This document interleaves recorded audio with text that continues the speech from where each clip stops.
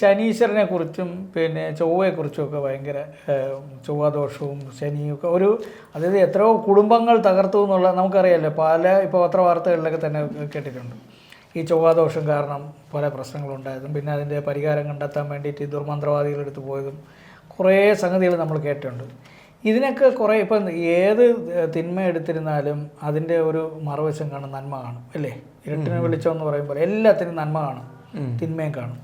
അപ്പോൾ ഇത്തരം ഇതിനൊക്കെ ഗ്രഹങ്ങൾക്ക് ഇപ്പോൾ ചൊവ്വയ്ക്കായിരുന്നാലും ശനിക്കായിരുന്നാലും ഒക്കെ അതിൻ്റെ ഗുണങ്ങൾ ഉണ്ടാവില്ല. ഈ ഇപ്പോൾ ശനിയുടെ സമയത്ത് നേട്ടം ഉണ്ടാക്കിക്കഴിഞ്ഞാൽ ഞാൻ പലരും പറഞ്ഞു കേട്ടിട്ടുള്ളതാണ്, ശനി പിടിച്ച് നിൽക്കുന്ന സമയത്ത് ചില നേട്ടങ്ങൾ ഉണ്ടായിക്കഴിഞ്ഞാൽ ആയുസ് കാലം ആ നേട്ടം നഷ്ടപ്പെടില്ല എന്ന് കേട്ടിട്ടുണ്ട്. അപ്പോൾ ഇതിനെ രണ്ടിനെ കുറിച്ച് എന്തെങ്കിലും അങ്ങയുടെ ഒരു ശനി ദോഷത്തിനേക്കാൾ ഉപരി ഗുണകാരിയാണ്. അതിനെക്കുറിച്ച് ഞാൻ കുറേ നീണ്ട വീഡിയോസൊക്കെ ചെയ്തിട്ടുണ്ട് മുമ്പ്. അപ്പോൾ ഈ ശനി മോക്ഷകാരകനാണ്. ആ പോയിന്റ് മറന്നിട്ടാണ് ബാക്കിയെല്ലാം പറയുന്നത്. പ്രായോഗിക ജീവിതത്തിന് അങ്ങ് 3 തലമാണ് നമുക്കുള്ളത്. പ്രായോഗിക തലം, അതിന് വ്യാവഹാരിക തലം, പ്രാതിഭാസിക തലം, പാരമാർത്ഥിക തലം. ഈ 3 തലങ്ങളിൽ നമ്മൾ ഒരുപോലെ ഭംഗിയായി ജീവിക്കണം, ഓൾറൗണ്ടറായിരിക്കണം. വ്യാവഹാരിക തലം എന്ന് വെച്ചാൽ ഈ ക്രയവിക്രയ ലോകം, ഈ കാണപ്പെടുന്ന ലോകത്തിൻ്റെ സർവ്വകാര്യങ്ങളും വരുന്നതെല്ലാം വ്യാവഹാരിക തലത്തിലാണ്, വ്യവഹാരത്തിൻ്റെ തലത്തിലാണ്. പ്രാതിഭാസിക തലം കണ്ടുപിടുത്തങ്ങളുടെയും സിദ്ധികളുടെയും കലകളുടെയും ഒക്കെ തലമാണ് പ്രാതിഭാസിക തലം, പ്രതിഭാസമായിരിക്കുന്ന തലം. പാരമാർത്ഥിക തലം അഹം ബ്രഹ്മാസ്മി, എന്താണോ നീ ഇതുവരെ തിരഞ്ഞിരുന്നത് അതെല്ലാം നിന്നിൽ തന്നെയാണുള്ളതെന്നുള്ള അറിവ്. ഈ ലോകത്തിൻ്റെ സർവ്വചരാചരങ്ങളിലും ഒരേ ശക്തി തന്നെ, ഒന്ന് തന്നെ. ശക്തി എന്നുള്ളതല്ലല്ലോ പറയേണ്ടവിടെ, എന്താണ് ഉള്ളത് അത് തന്നെ, അത് നിന്നിലുമുണ്ട്, അതുകൊണ്ട് നീയും അത് തന്നെയാണ് എന്നുള്ള ബോധത്തിലേക്കുള്ളതാണ് പാരമാർത്ഥിക തലം. അപ്പോൾ ഈ പാരമാർത്ഥിക തലത്തിലും തൊട്ടു താഴെ പ്രാതിഭാസിക തലവും വ്യാവഹാരിക തലവും 3 ഒന്നുപോലെ കൊണ്ടുപോകാനാണ് കൃത്യമായി നമ്മളോട് ഋഷികൾ പറയുന്നത്. അതിന് കൂടുതൽ വ്യക്തമായ ധാരണ ഉണ്ടാക്കി തന്നിരിക്കുന്ന ശ്രീകൃഷ്ണനാണ് ഭഗവത്ഗീതയിലൂടെയും ഒക്കെ. അദ്ദേഹത്തിൻ്റെ ജീവിതം ഈ 3 തലത്തിലുമാണ് ഇങ്ങനെ നിൽക്കുന്നത്. കർമ്മയോഗം, ഭക്തിയോഗം, ജ്ഞാനയോഗം, രാജയോഗം, ഈ 4ൻ്റെയും സർവ്വ യോഗേശ്വരനായി നിൽക്കുകയാണ് ശ്രീകൃഷ്ണൻ. അപ്പോൾ അതിനെ ഏത് തലത്തിൽ നോക്കിക്കാണുന്നു എന്നുള്ളതനുസരിച്ചിരിക്കും. പക്ഷേ ഈ പ്രാതിഭാസിക തലത്തിലും പാരമാർത്ഥിക തലത്തിലും വ്യാവഹാരിക തലത്തിലുമുള്ള ആശയങ്ങളെ കൃത്യമായി കൊണ്ടുപോകുന്നവർക്ക് മാത്രമേ ശനിയുടെ ഉപയോഗത്തെക്കുറിച്ച് അറിയത്തുള്ളൂ. ശനി എപ്പോഴും അസാധാരണമായ തലത്തിലേക്ക് വിരൽ ചൂണ്ടുന്നവനാണ്. ഒരു വിഷയം കേട്ടാൽ കേൾക്കുന്നതും കൊണ്ടിരിക്കുന്നവന് ശനി അനുഗ്രഹമില്ല. കേൾക്കുന്നതിനപ്പുറം എന്തുണ്ട് എന്നുള്ളതാണ്. ഇപ്പോൾ ഗവേഷണ ബുദ്ധി 2 തരത്തിലുമുണ്ട്. കാണപ്പെടുന്ന വിഷയത്തിലും ഗവേഷണ ബുദ്ധിയുണ്ട്, കാണപ്പെടാത്ത വിഷയങ്ങളിലും ഒരു ഗവേഷണ ബുദ്ധിയുണ്ട്. അപ്പോൾ കാണപ്പെടാത്ത വിഷയങ്ങളിലേക്കുള്ള യാത്രയ്ക്കുള്ള വഴി തുറക്കുന്നതാണ് ശനി. ചൊവ്വ കാണപ്പെടുന്ന വിഷയങ്ങളുടെ സൂക്ഷ്മതയിലേക്കും വഴി തുറക്കുന്നുണ്ട്.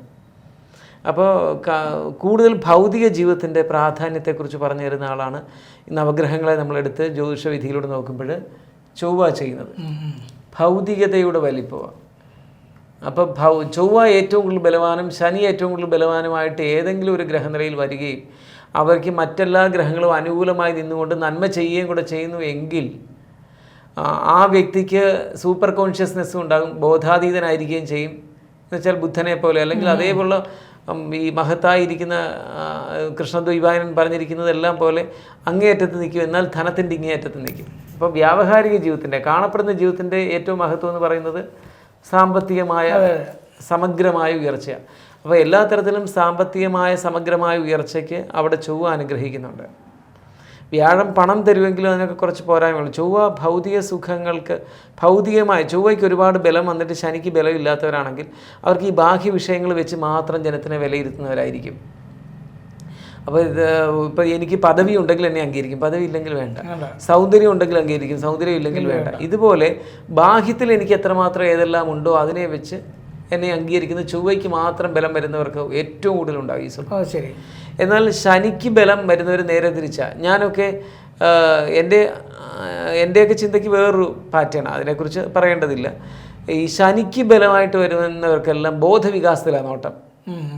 ഒരാൾക്ക് എത്രമാത്രം സൈദ്ധാന്തികമായ ബോധത്തിൽ ഇയാൾ എത്രമാത്രം അതീവ സൂക്ഷ്മമായി ചിന്തിക്കുന്നു, അയാളുടെ ലൈഫ് സ്റ്റൈൽ ചിന്തയില്ല. മദ്യപാനിയാണോ, വ്യഭിചാരിയാണോ, ജോലി ഇന്നതാണോ, ജാതി ഇന്നതാണോ, വിദ്യാഭ്യാസ യോഗ്യതയുണ്ടോ ഇല്ലയോ, ഭാഷാ നൈപുണ്യമുണ്ടോ ഇല്ലയോ, സുന്ദരനാണോ, ഇതൊന്നുമുള്ള ബാഹ്യമായ മാനദണ്ഡങ്ങൾക്കെല്ലാം അപ്പുറത്തേക്ക് വന്നിട്ട് അയാൾ ബോധത്തിൽ എത്രമാത്രം ഉന്നതനാണ് എന്ന് മാത്രം ചിന്തിക്കുക. അങ്ങനെ എത്രമാത്രം ബോധമുള്ള ആളാണെന്ന് തിരിച്ചറിയുന്നു അത്രമാത്രം ആ വ്യക്തിയെ ഉള്ളാൽ അംഗീകരിക്കുകയും സ്നേഹിക്കുകയും ചെയ്യുന്ന ഒരു സ്വഭാവമാണ് ശനി അത്യുന്നതമായി നിൽക്കുന്നവർക്കൊന്ന്. ചൊവ്വ അത്യുന്നതമായി നിൽക്കുകയും ശനി ആകെപ്പാടെ പോയി കിടക്കുകയും ചെയ്യുന്നവർക്കാണെങ്കിൽ ശനിയെ കൊണ്ട് യാതൊരു വിധത്തിലുള്ള ഗുണമില്ലാത്തവർക്ക് ശനിദോഷം വരുമ്പോഴും ഏഴരശനി വരുമ്പോഴൊക്കെ വലിയ വീഴ്ചയും വരും. കാരണം ഇവർക്ക് ബോധവികാസം ഇല്ലല്ലോ. ഇവർ ഈ ബാഹ്യ വിഷയം വെച്ച് തന്നെ വിലയിരുത്തിക്കൊണ്ടിരിക്കും.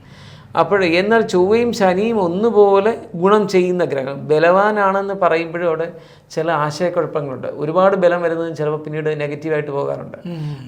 ഇങ്ങനെ തന്നെ പറയാം, ചൊവ്വയും ശനിയും ഒന്നുപോലെ പ്രായോഗിക ജീവിതത്തിൽ ഗുണം ചെയ്ത് കാണപ്പെടുന്ന തരത്തിൽ ഈ വ്യക്തിയുടെ ഈ ജന്മത്തിൽ ഗുണം ചെയ്യുന്നുണ്ടെങ്കിൽ ഒരു വശത്ത് മഹാധനികനായി എല്ലാ സുഖങ്ങളും, ആയിരക്കണക്കിന് വാഹനങ്ങളും, അല്ലെങ്കിൽ കണ്ടിട്ടില്ലേ ഇപ്പോൾ ചില ആചാര്യന്മാർ കണ്ടിട്ടില്ലേ ഒത്തിരി റോൾസ് റോയ്സ് കാർ, എത്ര ഹെലികോപ്റ്റർ എന്നൊക്കെ പറഞ്ഞു, അങ്ങനെയും ഇരിക്കും.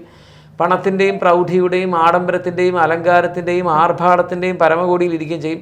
ബോധാതീതനായിരിക്കുകയും ചെയ്യും. അനന്തമായ ബോധത്തെക്കുറിച്ചും ഇതിൻ്റെ നിസ്സാരതയെക്കുറിച്ച് പറഞ്ഞുകൊണ്ടിരിക്കും. അവിടെയാണ് നിപ്പ്. പക്ഷേ ഇതെല്ലാം ഉണ്ട്.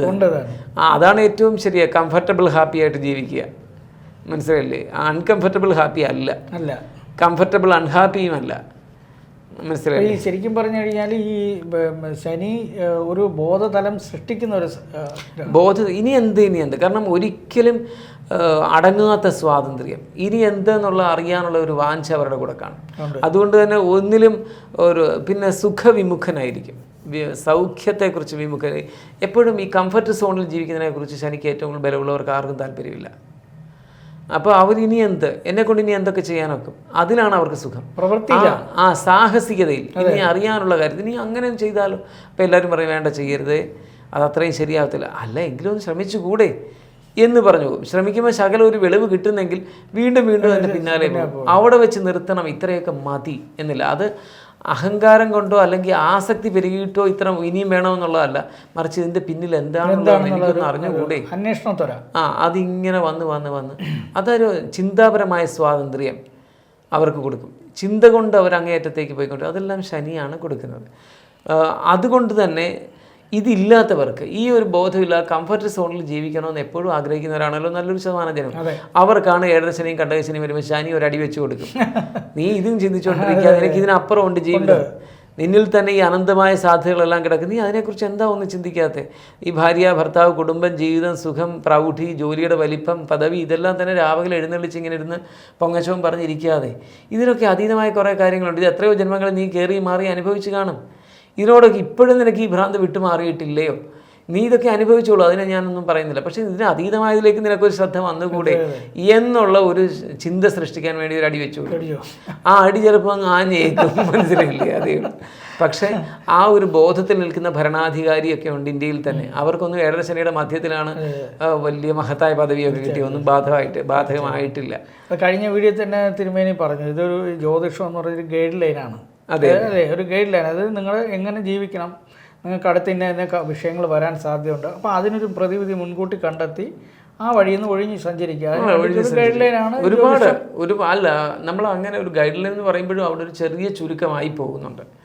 ഒത്തിരി സാധ്യതകളാണ് ഈ ജ്യോതിഷത്തിൻ്റെ. നമ്മൾ ആഴങ്ങളിലേക്ക് പോകും തോറും ഇത് കുറച്ച് പഠിച്ചു, ഇതിങ്ങനെ പറഞ്ഞുകൊണ്ടിരിക്കുന്നു, ഇത്രയേ ഉള്ളൂ എന്നൊരു വാക്കില്ല, വീണ്ടും ഉണ്ട്. പക്ഷേ ജ്യോതിഷത്തിനൊരു പോരായ്മ എന്ന് വെച്ചാൽ അത് ഈ പരാവിദ്യ അല്ല, അപരാവിദ്യയുണ്ട്. രണ്ടു തരം വിദ്യകളുണ്ട്, അപരാവിദ്യയും പരാവിദ്യയുണ്ട്. ഇന്ദ്രിയങ്ങളിൽ അധിഷ്ഠിതമായ വിദ്യകളെല്ലാം അപരാവിദ്യ, ഇന്ദ്രിയങ്ങളിൽ അധിഷ്ഠിതമല്ലാത്തതെല്ലാം പരാവിദ്യ. അപ്പോൾ ഇന്ദ്രിയങ്ങളെന്ന് വെച്ചാൽ കണ്ണ, മൂക്ക്, നാക്ക്, ത്വക്ക്, ചെവി, ഇതെല്ലാമാണ് നമ്മുടെ ബുദ്ധിയുമായിട്ട് കണ്ടത്. ഇപ്പോൾ സംഗീതവും ഇന്ദ്രിയാധിഷ്ഠിതമാണ്, അതുകൊണ്ട് അത് പരാവിദ്യയല്ല, അപരാവിദ്യ. കുറേ നാൾ പാടാതിരുന്ന തിങ്സ് ഒന്നും തൊണ്ടയിൽ വരികയില്ല. നൃത്തം പരാവിദ്യയല്ല, അപരാവിദ്യയാണ്. അത് ഇന്ദ്രിയങ്ങളിൽ അധിഷ്ഠിതമാണ്. കുറേ നാൾ ചെയ്തില്ലെങ്കിൽ കുറച്ച് സ്റ്റെപ്സൊക്കെ മറന്നു, ചിലത് ശരീരത്തിൽ വരത്തില്ല, മുഖത്ത് വരികയില്ല. ഇങ്ങനെ ഈ കാണുന്ന എല്ലാ ശാസ്ത്രങ്ങളും, ദർശനം, ദാർശനികതയുള്ളത് ഒഴിച്ച്, അല്ലെങ്കിൽ വേദാന്തം ഒഴിച്ചെന്ന് വേണമെങ്കിൽ പറയാം. അപ്പോൾ പിന്നെ വേദാന്തം എന്ന് പറയുമ്പോൾ വേദാന്തം ഒരു സബ്ജക്റ്റ് എന്നുള്ളത് മാത്രമല്ല, എന്താണോ ഇതിൻ്റെ ആത്യന്തികമായിട്ടുള്ളത് അത് ഒഴിച്ച് ബാക്കിയല്ല. അത് ഇന്ദ്രിയത്തിന് അധിഷ്ഠിതമല്ല, ഗോചരമല്ല, ഇന്ദ്രിയ ഗോചരമല്ല. ഇന്ദ്രിയ ഗോചരമായ അറിവ്, ഇന്ദ്രിയ ഗോചരമല്ലാത്ത അറിവ്. അപ്പോൾ ഇന്ദ്രിയ ഗോചരമല്ലാത്ത ഒഴിച്ച് ബാക്കിയെല്ലാം ഇന്ദ്രിയങ്ങളിൽ അധിഷ്ഠിതമായ അറിവുകളാണ്. ഇത് ഉപയോഗിച്ചില്ലെങ്കിൽ മാഞ്ഞു പോകും. അപ്പോൾ അവ തരുന്ന ഒരു പൂർണ്ണത, ഇവയ്ക്കുള്ള ഒരു വിഷയാനുബന്ധിയായ സമാധിയുണ്ട്. സംഗീതത്തിനൊരു സംഗീത സമാധി തലമുണ്ട്. ആ ഇറോട്ടിക് സെൻസേഷൻ എന്നൊക്കെ വേണമെങ്കിൽ പറയാം, അതിൻ്റെ ഒരു മൂർധന്യാവസ്ഥയുണ്ട്. ഇതൊക്കെ നൽകുമെങ്കിലും ഈ പരമാനന്ദം എന്ന് പറയുന്ന ജ്ഞാനം അല്ലെങ്കിൽ പരമാത്മജ്ഞാനം എന്ന് പറയുന്നതുമായിട്ടൊന്നും ഈ ഏരിയക്ക് വലിയ ബന്ധമില്ല. അതിൻ്റെ വഴിയിൽ കുറേ കൊണ്ട് എത്തിക്കും. എത്തിക്കുകയാണ്.